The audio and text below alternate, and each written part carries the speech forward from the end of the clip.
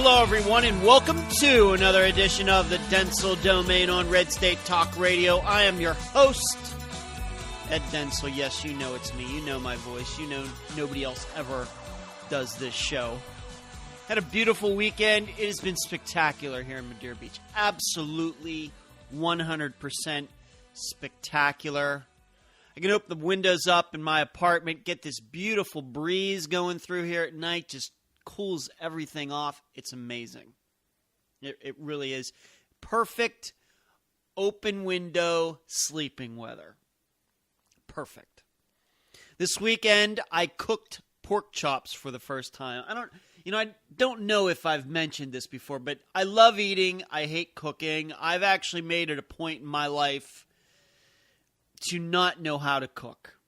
And my reasoning is it takes you, for example, with these pork chops, it takes you 50 minutes to make the pork chops. It takes you less than 10 minutes to eat them. That seems very inefficient to me. All right? I'm just being completely honest with you. For most of the stuff that I eat, it takes longer to eat it than prepare it. That seems to make more sense. But when my parents left here at the end of March, they left here sooner than they anticipated. They left me with a lot of food. And I'm going through this food, and I finally got to the pork chops. And dare I say it, the pork chops came out pretty well. Now, for me, what did I have to do? I had to go onto YouTube, watch some different videos, and find the simplest way to prepare them. And that's the way I picked. And it still takes, once again, like 50 minutes. But they came out well. And if you're following me on Facebook, which you should be, you should go on Facebook, find Edward Dentzel, friend me on there. I'd love to have you. You saw this weekend that I put something to the effect of, no, I don't like finding out that I can actually cook, but because to me, that's like finding out that I'm the world's best ditch digger. I don't want to dig ditches, and I don't want to cook. So, being that I don't like cooking so much, you would think by the time, now that I'm 45, that I would be married to an excellent cook by now. That just hasn't worked out that way. That's weird how that works out. I got to tell you. God has some plan. I don't know what it is. Doesn't make any sense.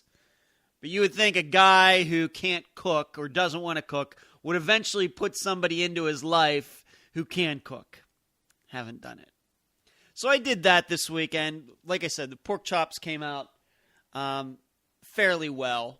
And I'm not really that picky. There are certain foods I won't eat, but I wouldn't necessarily say that I'm a picky eater. So that was kind of fun this weekend. No, it wasn't fun at all, as a matter of fact. It was fun to eat. It wasn't fun to cook, to just sit there and wait. The other thing that caught my attention this weekend that I think I need to mention before we get into the politics of the Dentzel Domain.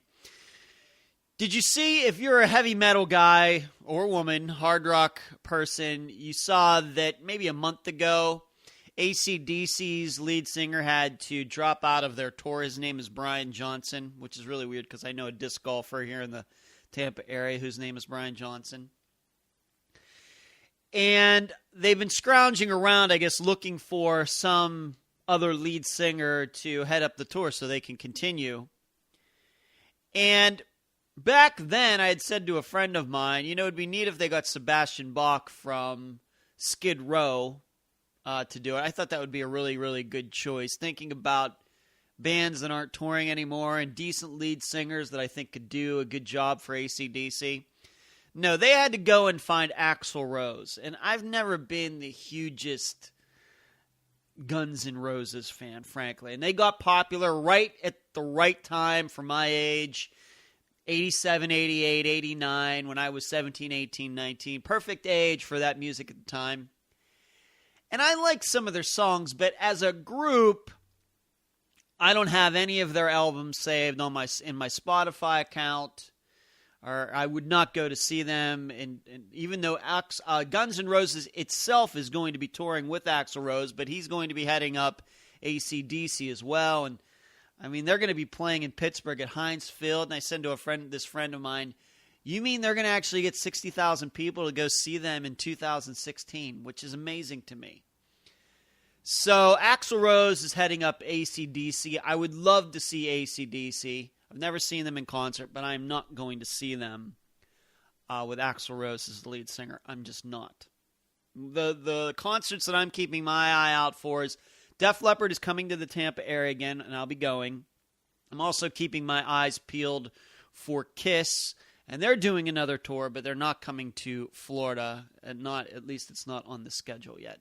But I want to go see Kiss again as well. All right, let's get to the politics.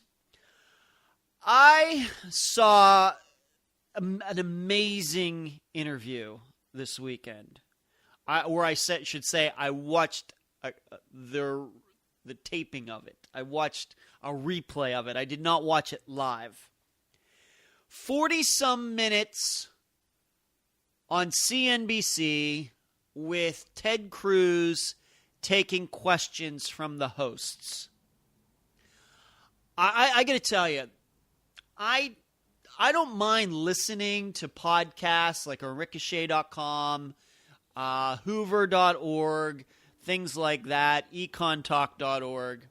But when it comes to actually sitting down and watching a video of somebody being interviewed, it's going to have to be pretty special for me to do that. Now, granted, you could say, well, hey, Ed, you don't have to watch it. You can just have it playing, doing other things. Just because it's a video doesn't mean you have to watch it. You can just watch the video. Yeah, I know. But I actually sat there and watched this for 40-some minutes. And I got to tell you,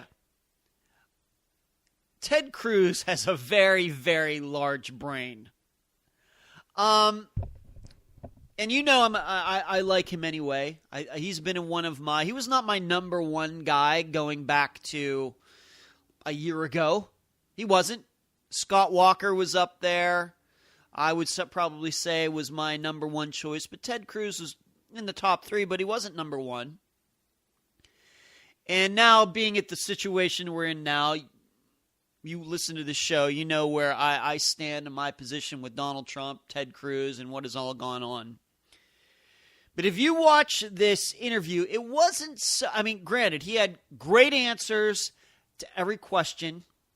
I do not believe that he was given these questions beforehand so he could figure out what he was going to say. But if you get to watch it, you can find it. It's on YouTube and elsewhere. You should listen to his words. And, you know, I have it written in my notes here, the few notes that I do take for these shows, that if the United States was a sane country, and I think it is, but you know what I mean. If it was a sane country, Ted Cruz would be leading in every poll against Donald Trump or whoever else by 80 points. If the United States was a sane country.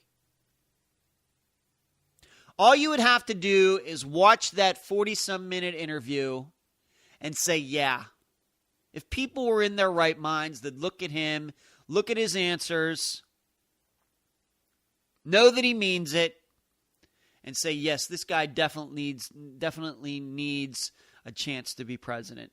I'm not saying he's going to be perfect, but this is the kind of guy who could lead the United States, the next great leader of this country. You're going to get that. You watch this, that's what you're going to get out of it. But there's another part to this, and I sent the link of that video to a friend of mine because I wanted him to watch it. And I said, don't just listen to his words.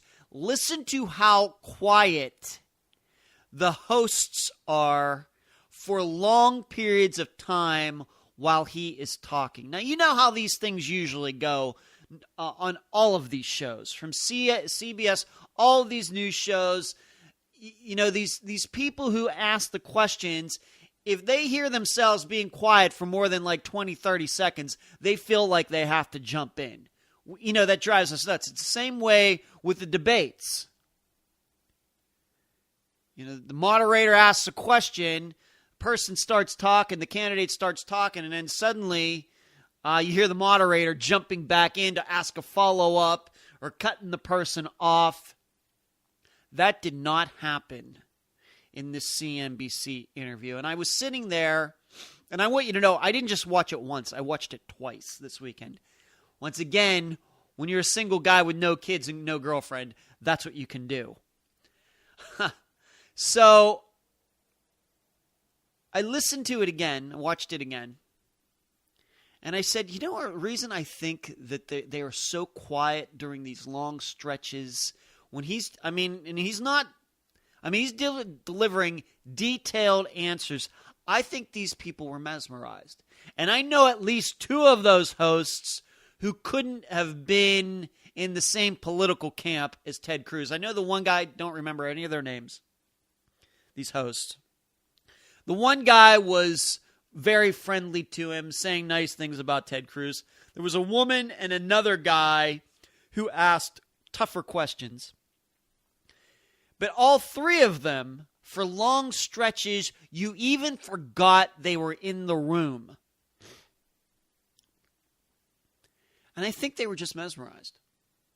I think that because he was so specific on what he wanted to do, didn't, I mean,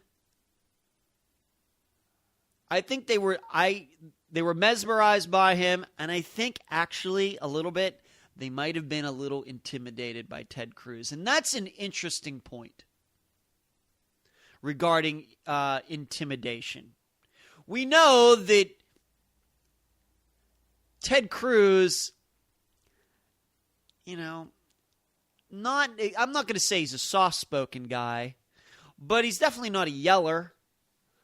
Obviously, he's not profane. He doesn't row his crowds up into violence or like somebody else that we know. But he can intimidate people, and I think that may be what we're getting down to regarding this, him not being liked, and, Donald Trump being seen as the real masculine man, and Ted Cruz, he's this little wimpy guy, he's this little nerdish guy. It's interesting how the idea of masculinity has changed over the years. And the fact is that Ted Cruz, I think, intimidates people. And there may be the reason that so many people don't like him is because when he talks, he's actually a smart person. And the truth is, there's somewhere in our makeup, our human nature, that sometimes we are intimidated by people who we think are smarter than we are. And I have this written down in my notes. It's much easier to beat somebody up than outthink somebody. All right? Because really, when it comes down to all of our human brains, unless there are people out there who unfortunately have mental deficiencies, and that's unfortunate, pretty much our brains are all about the same. And it's an amazing thing. You can have 7 billion people on this earth. And yes, we have people with high IQs and all of that. But in the end, our brains are all pretty much around the same intelligence level. And, you more and more you find out as you grow older that people just have brain intelligence for different things.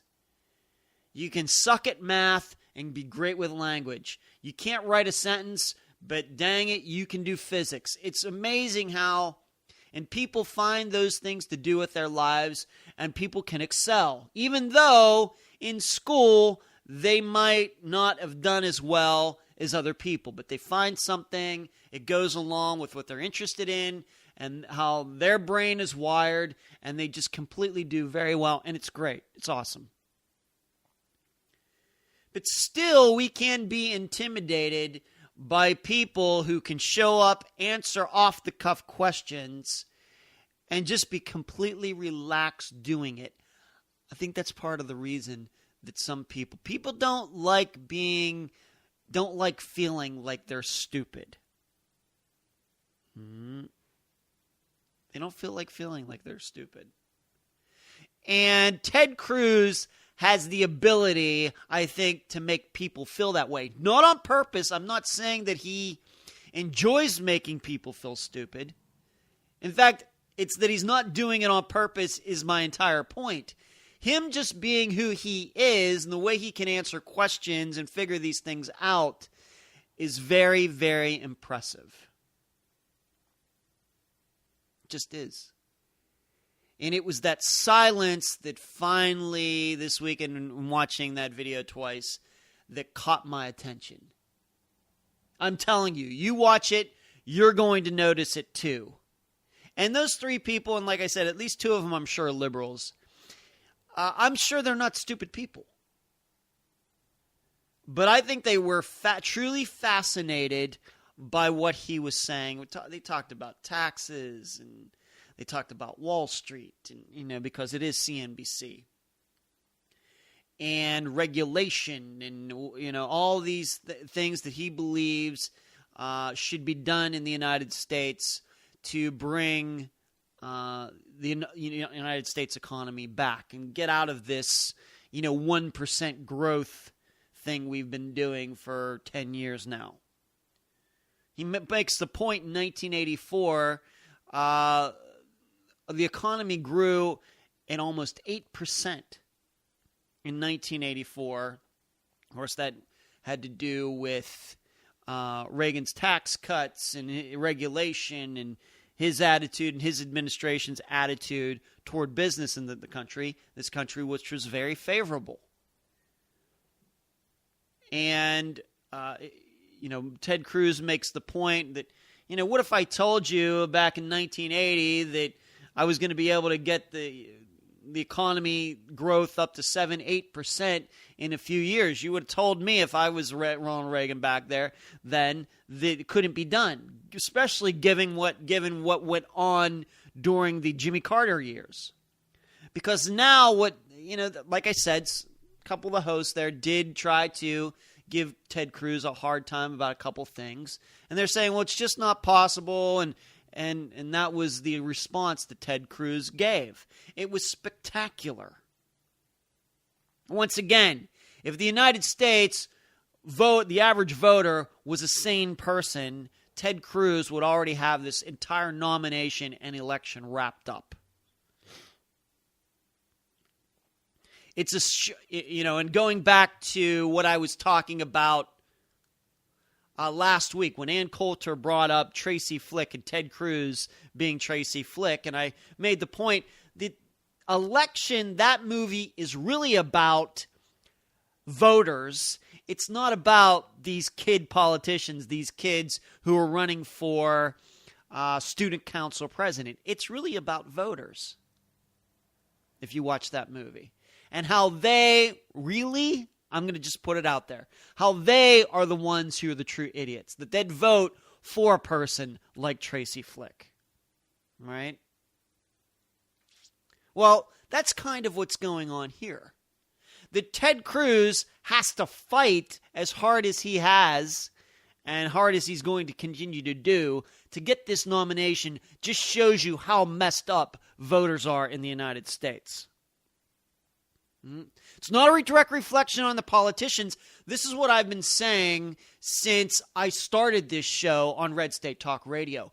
Yes, we have a politician problem, but I don't know what you can do about that.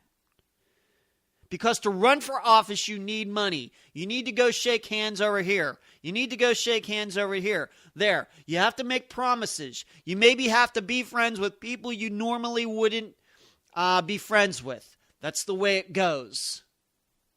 All right, that's life. But the problem is that we have a bunch of voters in this country who claim they hate Congress. 10% or single-digit approval ratings for Congress, but they all go and vote for the same candidates every 2 years, every 4 years, every 6 years. Go figure that out. That's not the candidate's problem. That's the voter's problem.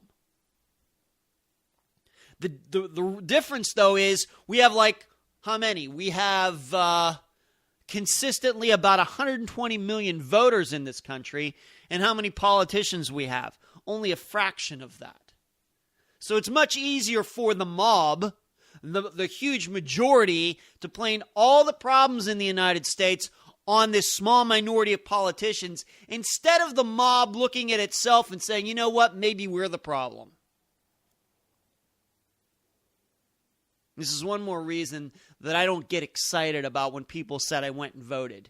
And they wear that sticker around all day like they've, I don't know, passed some torture test. They got through boot camp or something. I don't know. You went and voted. Awesome. It's like going to the Starbucks, but different. Right? See, this all creeps into my mind when I was watching this video this weekend. I'm saying to myself, how is this guy just, how is it even a contest? And then I start thinking, the reason it's not a contest is not because of him. It's not even because of Donald Trump. It's not even because of Hillary Clinton or Bernie Sanders or John Kasich. The reason that Ted Cruz is having such a hard time is because there's just a bunch of idiots out there.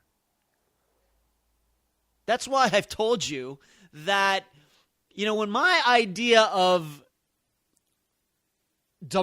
quote-unquote democracy, all right, this is why I'm not a populist. This is why I like the Electoral College. This is why I even though I think it's really messed up and maybe some of it could be changed, this whole delegate thing does not bother me that much at all.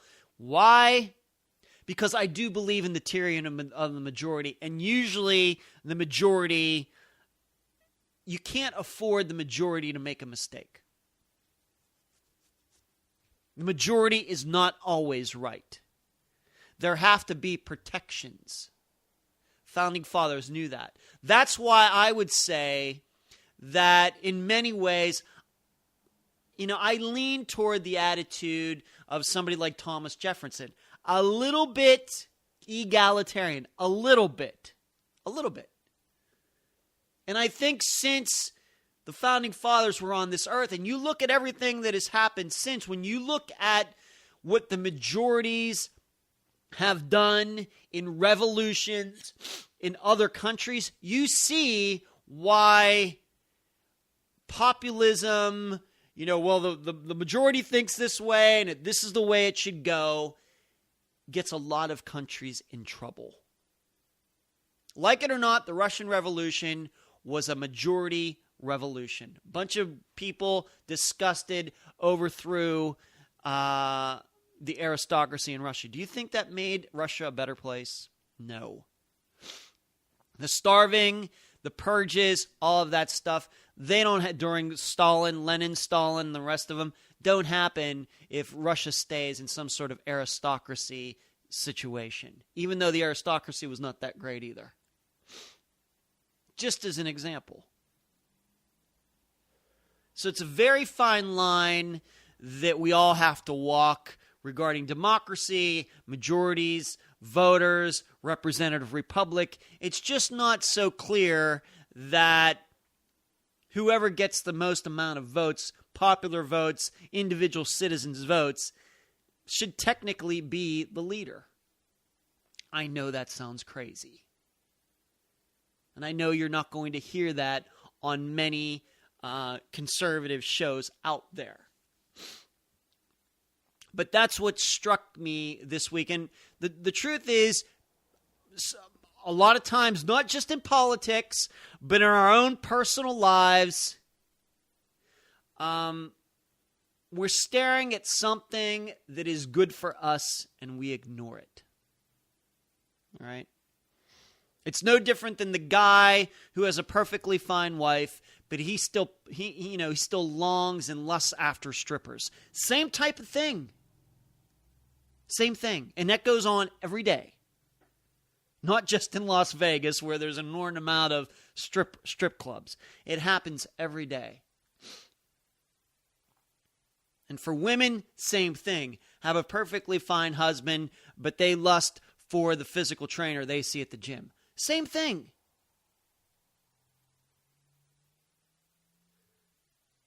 But the way it's going right now is that too many voters in this country, at least on the Republican side, Donald Trump is the stripper. Now, I know I hate putting that vision in your head. He's the stripper. Ted Cruz is the faithful wife. All right? The woman that adores you, cooks for you. She has her own job that she goes out and does as well, 40, 50 hours a week. But she also takes care of the kids and everything and watches them when you go out and play golf. That's who Ted Cruz is. Donald Trump is the stripper. He's going to tell you anything you want to hear to get your money.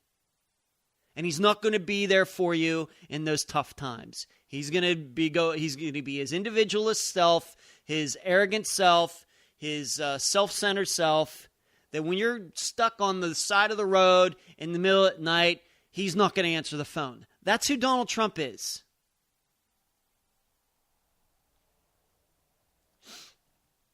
Ted Cruz is not that way. And that we have so many millions of people who get on social media and elsewhere and speak trash about him, it just shows you how far it's fallen. And going back to last week regarding that discussion I had about Ann Coulter in that movie Election, remember, Ann Coulter is doing all of this stuff, saying all of this crap about Ted Cruz. And she would have loved him 20 years ago, but now it's just not convenient for her. It's bizarre. It is absolutely bizarre. But that interview that Ted Cruz did has to be one of the most impressive political interviews that I've seen. That's how impressed I was. I was completely blown away by it. And I've, of course, watched half of the debates. I've seen him interviewed before. I've watched some of his speeches. I've listened to interviews that he's done. And this by far was the best one. He could sit there and just be as calm as ever. And I want to add something else to this before I have to go to the break. Did you see him do Jimmy Fallon's show? I haven't watched a late night show, I'm going to say in 25 years. I'm just going to be honest with you. Never watched Jay Leno. Don't like David Letterman. None of it. Don't watch it. Don't watch it. But I did see the skit that Ted Cruz did with Jimmy Fallon. Jimmy Fallon playing Donald Trump. Ted Cruz playing himself, and they're having this phone conversation. Ted Cruz, despite what people may think of him, has the ability to laugh at himself. I think he knows the way he comes across. I think he knows it. And that's why I think that he can do a skit like that and kind of make fun of himself. You know, saying he's going for a pen. Instead, he's grabbing a bottle of alcohol to drink while he's talking to Donald Trump. Can Donald Trump do that? Can Donald Trump make fun of himself? No, he can't. We know how he feels about his fingers, his hands, all of that. And I've told you a long time ago, well before this political season even started, that I get suspicious of people who can't make fun of themselves, who take themselves so dang seriously that if somebody says something untoward to them, that they take it personally, and suddenly they're down that person's throat, figuratively. And they never make fun of themselves. It's only making fun in a positive way, not in a negative way. Unlike, for example, my cooking abilities and me not liking to cook. You know, self-deprecating humor is a sign of a strong, confident person. It's something Donald Trump doesn't do, whereas it seems that Ted Cruz has no problem doing any of that. That tells me a lot. It tells me about the character of the person. And it's important. It matters. That's why I like George W. Bush, despite him not being conservative. Had no problem making fun of himself. His ego was strong enough that he could do that and not feel bad about it. That tells me something, and I like it. I got to go to the break. You've been listening to the Dentzel Domain on Red State Talk Radio. The voice of American conservatism. WRS Digital, Red State Talk Radio. And we are back at the Dentzel Domain on Red State Talk Radio. I guess what I was trying to say at the last few minutes of first part of the show is that it's easier to be strong than smart. And I think that's the reason that Ted Cruz gets made fun of. We mock what we don't understand, right?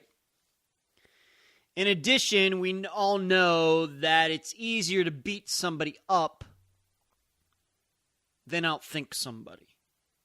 Once again, because our brains are pretty much the same, whereas physically, there's a much wider variety of strengths and body types on Earth for humans than there is intelligence. But the truth is, the world is run by a bunch of nerds.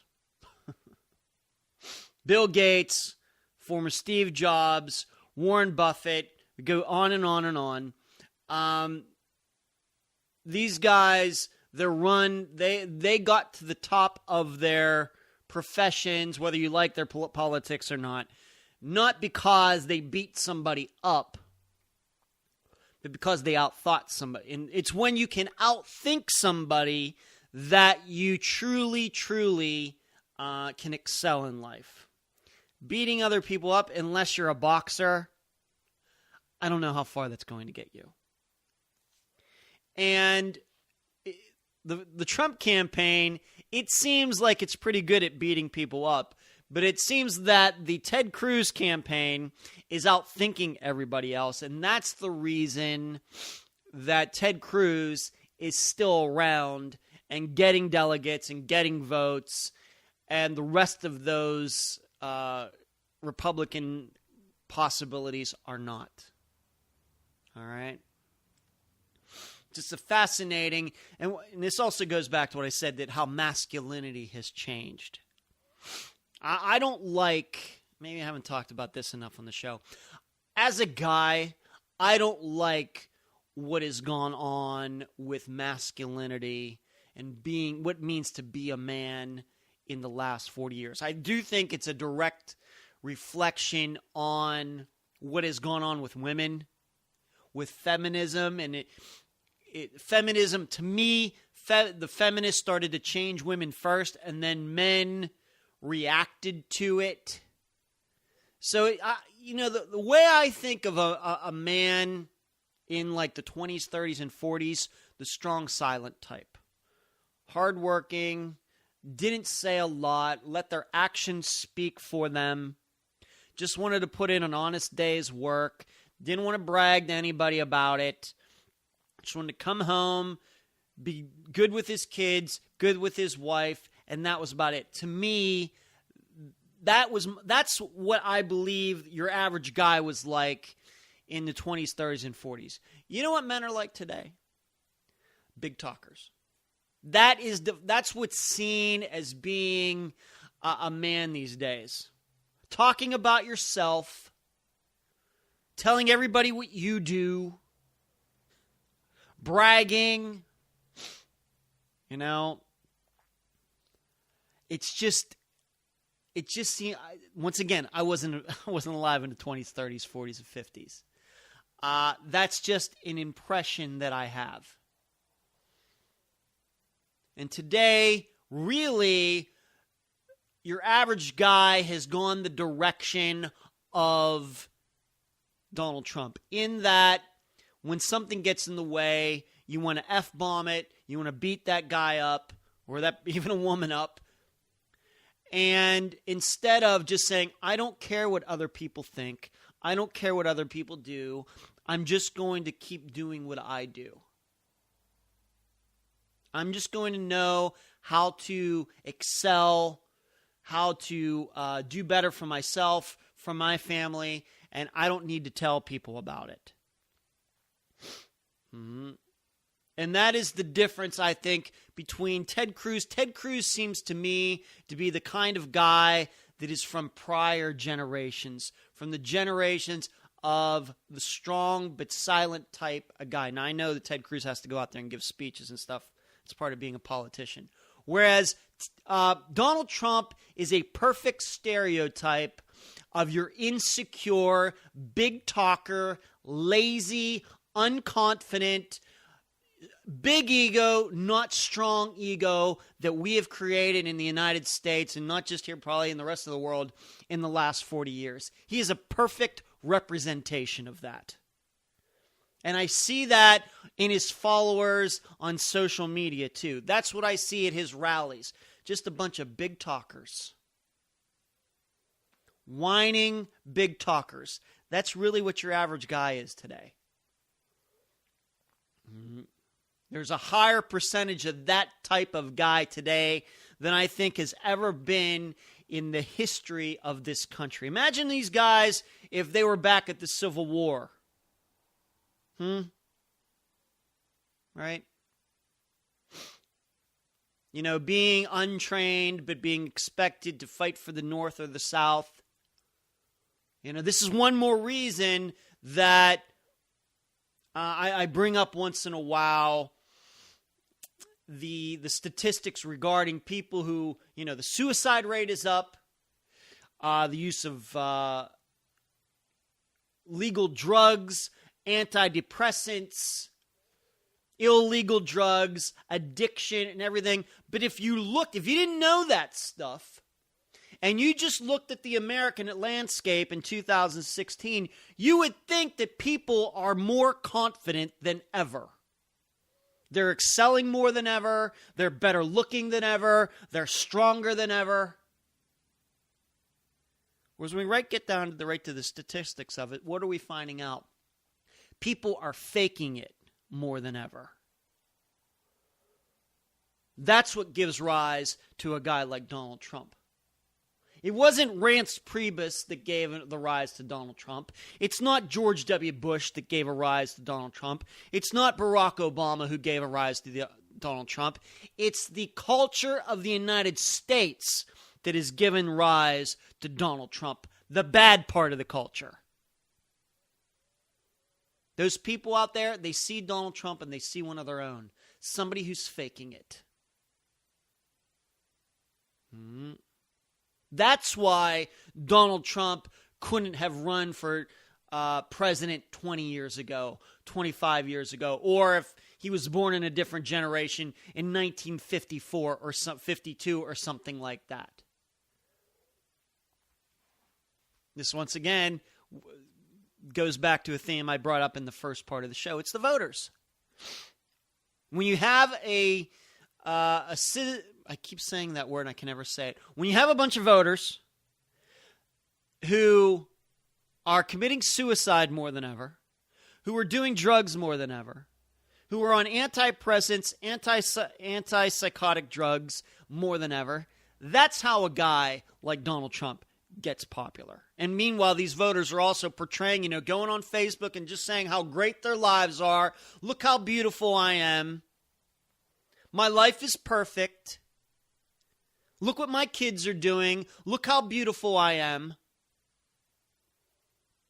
That's what gives rise to Donald Trump. Let's move on to something else. I read this at Red State, and this is probably part of what I just talked about here. This has to be the most scathing attack I've seen on a conservative or mainstream conservative website against Rush Limbaugh. It's the do I call it the best? The most scathing attack I've ever seen on him from any well-known, popular conservative website. And this comes from redstate.com, the other Red State. And it's by Leon Wolf. And I'm not surprised by it, but I thought that it was very interesting, the analogy that Leon, and I've told you that I have a lot more respect for that site since Eric Erickson left it. And I understand Eric Erickson's in the hospital, has blood clots in his lungs. But that site has gotten better since Eric Erickson left. And this is one of the reasons. But Leon Wolf draws this analogy between Rush Limbaugh and this French general from the First into the Second World War, whose name was Philippe Pétain. I don't know how you say that in French. P-E-T-A-I-N. Pétain, something like that. If you don't know who that guy was, I love World War II. I love watching documentaries on World War II and all that, but he was a guy who was well known in World War I of leading the French, fighting against the Germans, and many French believe that he was the guy who kept the Germans from winning in World War I. Become World War II, what would that have been 25 years later, roughly over 20 years later, this same general, so he got all this acclaim. He was seen as being a great French hero after the war for those 20 years. But then when World War II started, Nazis came into France. Instead of this guy being like Charles de Gaulle and others wanting to fight and everything, this guy ended up making a deal with the Nazi Germany and kind of being, frankly, a collaborator with them. And in fact, this guy ended up, Philippe Pétain, or Pétain, ended up being the leader of what was known as Vichy, V-I-C-H-Y, France. So there was France that was controlled by the Germans during World War II. And then there was this other part of France, it was called Vichy France, named after a city. And this guy was like the puppet leader there, but he was really being controlled by the Nazis. You should know then that this guy, when, of course, the Nazis were forced to retreat, of course, got defeated. This guy who had been a hero, a French hero at one time, was convicted of treason and sentenced to death, and finally his sentence was changed to just life imprisonment. And he died like 1951. This is the guy that Leon Wolf compared Rush Limbaugh to. Now, when I put it in those terms, that's a big deal, isn't it? Because Leon Wolf, what he goes on to say, and he's absolutely right, is that here Rush has been fighting the good fight for all these years, a couple decades. First in Sacramento, then nationally. All of the trouble he used to cause with the Clintons, probably the highlight being that regarding the Oklahoma City bombing, and Bill Clinton claiming that it was talk radio that caused it, which was, of course, totally bizarre and wrong. So here Rush was general of the conservative army for all of these years, leading them to many great wins. Yes, we've had a lot of losses too, but a lot of great wins, keeping our hopes up, keeping our morale up in some very dark days of the Clinton years, some very dark days during George W. Bush's years, including, of course, September 11th, into dark years of Barack Obama's time. And then Donald Trump comes along, and it's like you don't even know Rush anymore. And you could, I guess, infer from what Leon Wolf is saying that what he believes is that what Rush is doing here is treasonous to conservatism. And you know what? I agree with him. I agree with him. As was stated, what started to be stated last summer, maybe not in June or July, maybe August, September, that Rush, with the influence that he had, with the bona fides that he had through all of these fights over the years, he could have put a stop to Donald Trump back then, but he didn't.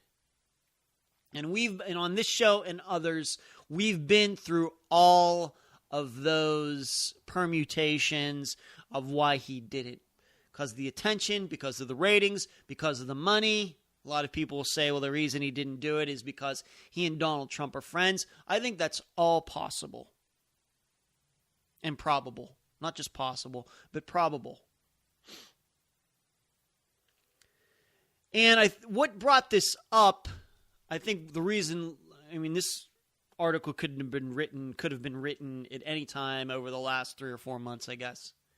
But the reason that Leon Wolf wrote it this weekend was, and as I've told you, I don't listen to talk radio anymore for the most part, because I come to this show not wanting to spout out what other people are saying. Because of what Rush did at the end of last week, on one hand saying that that Donald Trump is just getting beat outright, but then saying that he's lying, but it's good that he's lying, and comes through this. And I read the transcript of what Rush said. It makes no sense to me. It is so convoluted. It's like take your toughest yoga pose and times it by 10, and that's the kind of pretzel that Rush turned himself into, trying to defend Donald Trump. It's gone too far. It's gone too far.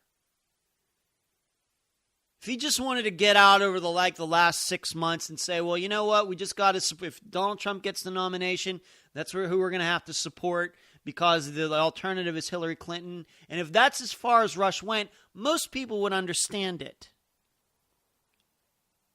All right, they'd get it. I'm not saying I would agree with it, but that would be expected. That's going to be a pretty common idea out there. But that he goes to these lengths to try to find this secret reason that Donald Trump is doing. Why can't Rush Limbaugh just come out and say, the reason this is all happening is because Donald Trump's not conservative, he's lazy, he doesn't care, he's a whiner, he doesn't care about details. Why can't he just say that? Because it's true. I said that in about 5 seconds. Rush Limbaugh has been on the radio for 6 months talking about Donald Trump, hasn't said that at all. At least not to my knowledge, and all the transcripts that I've seen him talk when he's talked about Donald Trump in this way. Because it's so obvious to your average person out here. Just like during World War II, it was obvious to your average French person, this Hitler guy, he kind of sucks. But that French general, that hero, he chose to welcome the Nazis with open arms. And he ended up being wrong.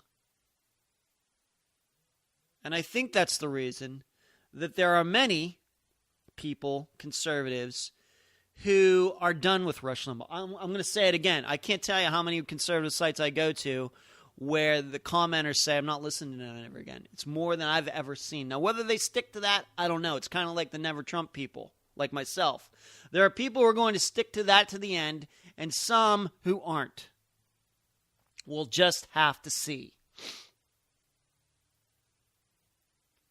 I just don't know. And see, this is why I've said, and this was even before Donald Trump came along to run for president, I've gotten the feeling that our conservative media leaders, not conservative politicians, not people who've gotten elected, but our conservative media leaders, to me, are out of touch. We've had the same people in the same positions, making the same amount of money for all of these years. no NFL coach would be in the same position for all those years unless they kept winning over and over and over, kind of like a Bill Belichick.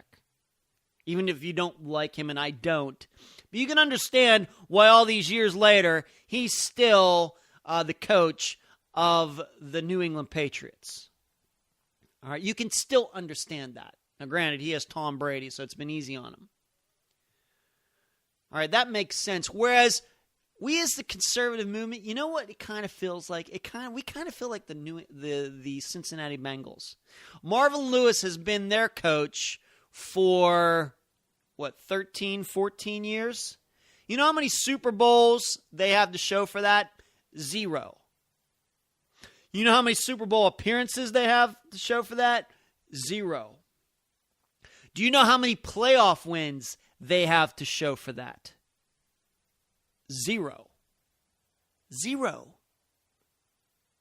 Now, they've done well. They've won their division a few times. They've had some nice teams, had some nice records. But when it gets down to the nitty-gritty, the Cincinnati Bengals have not been able to get it done. That sounds a lot to me like conservatism over the last 20 years. Had some wins, but no huge wins. Not a lot of lasting wins. And I think it comes down to leadership.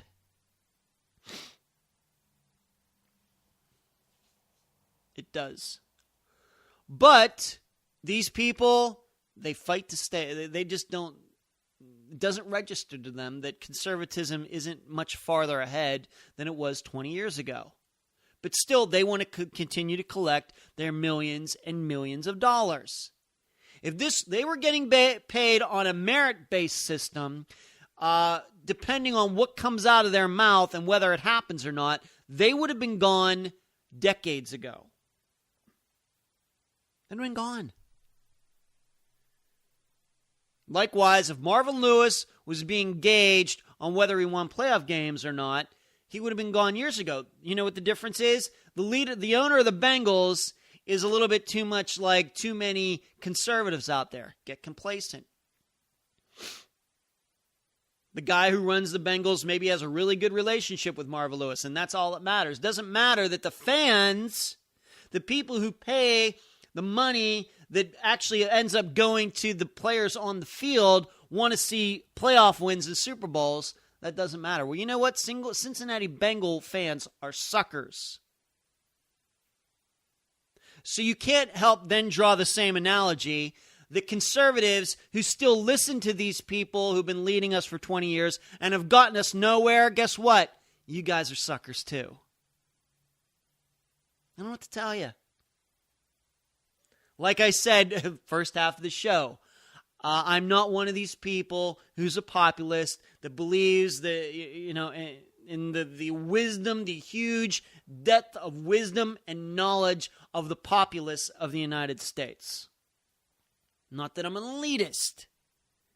Once again, there's a reason that we have a separation between who gets elected president and the people in this country. It's called the Electoral College. There's a reason. There's a reason that we try to protect against the tyranny majority in this country. There's a reason. There's many different reasons. So, but this article by Leon Wolf, redstate.com, the other Red State, fascinating, and I agree with it. No matter what happens in November, we got a lot to think about. That's for sure, regarding conservative leadership. And hopefully Red State Talk Radio can lead the way. New people, new ideas, no baggage here. But you've been listening to the Dentzel Domain. You can go to edwarddentzel.com, where you can find all of my old Red State Talk Radio shows, where you can also find those shows at Podomatic, Podbean, YouTube, SoundCloud. You can go to edwarddentzel.com/book, where you can download the first chapter of my next novel called The Comebacks. You can email me at edwarddentzel@reagan.com. You can follow me on Twitter, Dentzel Domain, all one word, no space in between. You can go to Facebook. I mentioned that earlier in the show. You can find me on Facebook. Would love to be friends with you on there. You can also find me on LinkedIn, even though I haven't been spending much time there. But you've been listening to the Dentzel Domain on Red State Talk Radio. I hope you have a great night. I'll talk talk to you again very soon.